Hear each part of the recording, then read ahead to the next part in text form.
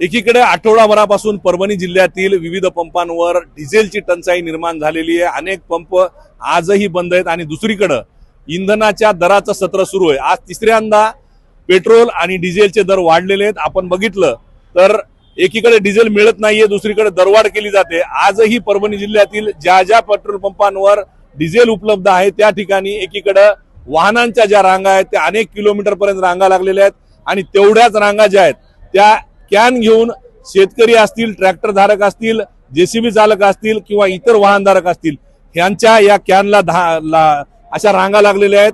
Diesel मिळत नाहीये। पहाटेपासून हे जे नागरिक आहेत ते या ठिकाणी असतात, रात्रभर जागून आहेत। मामा कुठून आले? आम्ही पांढरीपूर जवळ शेतकरी आहेत। आम्ही शेती काम राहिलेत खूपच्या खूप आमचे शेतातले आणि आता डिझेल भेटत नाही, ट्रॅक्टर बंद, बैल नाहीत, काय करायचं, कशी पेरणी करायची, कशी आवता हाणायचे, काय काहीच कळणं झालं आम्हाला। तिसऱ्यांदा दर वाढलेत पेट्रोल डिझेलचे। हो, दर तर वाढले पण दर वाढून पेट्रोल भेटत नाही ना।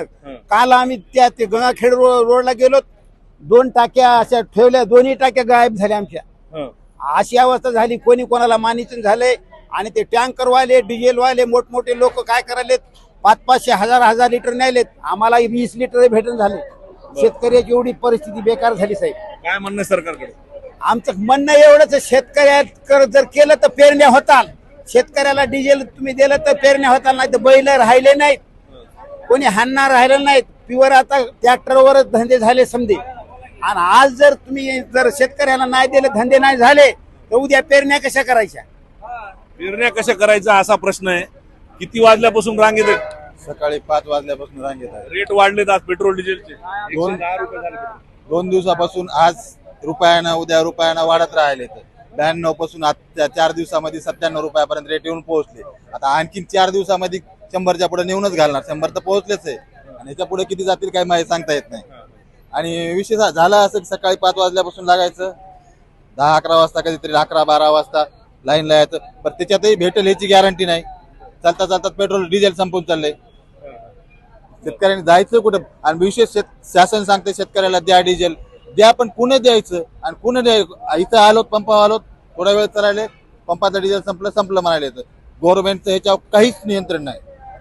आणि विशेष कलेक्टरने कधी येऊन कुठं पाहिलं नाही। असिस्टंट कलेक्टर, ऍडिशनल कमिशनर 3 दिवसापूर्वी पंपावर आले होते, एका स्वतःच्या गाडीमध्ये डिझेल भरलं, बाकी त्याला पैसे द्या म्हणले आणि निघून गेले। 500चं नाही, काहीच नाही, स्वतः डिझेल भरलं, बाकीकडे आहे म्हणले सगळ्या जिल्ह्यात, आपल्या जिल्ह्यातच अडचण आहे। मग आपल्या जिल्ह्यात अडचण आहे तर तुम्ही इथं आहेत ना, तुम्ही करता काय? म्हणजे तुम्ही किती वाजल्यापासून रांगेत आहेत गाडी घेऊन? सकाळी 7 वाजल्यापासून मी रांगेत उभा आहे। 8 वाजता पेट्रोल डिझेल भरायला चालू झालं। रेट वाढलेत आज तिसऱ्यांदा। रेट वाढलेत पण टंचाई खूप निर्माण होत आहे परभणी जिल्ह्यामध्ये। मला तर असं वाटतं की महाराष्ट्रामध्ये सगळ्यात जास्त रेट परभणी जिल्ह्यातच आहे, तरी पण इथं पेट्रोलची टंचाई निर्माण होत आहे। सरकारने याचं स्पष्टीकरण द्यावं आणि जिल्ह्याला इंधन साठा पुरवावा। किती वाजल्यापासून आलात? मी रात्री 2 वाजल्यापासून इथं आलेला आहे, पण आणखीन काही माझा नंबर बी लागला नाही, काहीच नाही। रेट वाढलेत आज पेट्रोल डिझेल। रेट तर वाढलेत तरी पण काहीच नाही। शेतकरी आता ट्रॅक्टर रानामध्ये सोडून आलो मी, तरी पण हे एवढं हे चाललंय। काय म्हणणं आहे सरकारकडे? सरकारकडे काय, सरकारला वेळच नाही इकडे शेतकऱ्याकडे लक्ष द्यायला। सरकार तिकडेच बिजी, हिला भेटायचा आला, त्याला भेटायचा आला, इकडे शेतकऱ्याकडे कुठे सरकारचं लक्ष? काय करणार आता शेतकरी? आपण जर बघितलं दरवाढी नंतर आपण जर बघितलं तर परभणीमध्ये पेट्रोलचे दर जे आहेत 110 रुपये 45 पैसे आणि डिझेलचे दर आहेत ते जवळपास 97 रुपये 6 पैशाच्या आसपास झालेले आहेत। आणि असं असताना दरवाढ जरी झाली असली तरी नागरिकांचं म्हणणं आहे की डिझेल आणि पेट्रोल उपलब्ध करून द्यावं, जेणेकरून शेतीची कामं होतील, इतर जी कामं आहेत ती कामं होतील।